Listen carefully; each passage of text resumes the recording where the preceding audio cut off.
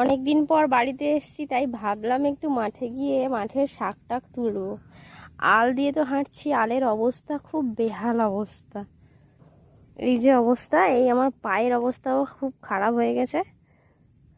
আর চারদিকে পুরো সবুজে সবুজ চাষ হয়েছে। এসছি তো শাক তুলতে, পাবো কিনা তাও জানি না, তবে দেখি। আগের বারে যে শাক তুলেছিলাম দিয়ে ভেজে খেয়েছিলাম, খুব স্বাদ লেগেছিল, তাই ভাবলাম যে একটু শাক তুলবো। এইখান থেকে এইটুকু আসতেই অবস্থা খারাপ হয়ে গেছে। এই দেখো, এই যে কি অবস্থা হয়েছে। মনাকে দেখি, মনার অবস্থাও খুব খারাপ হয়ে গেছে। চলে আয়, এত কাদা টাদা ঘেটে তো এসছি। কি হলো?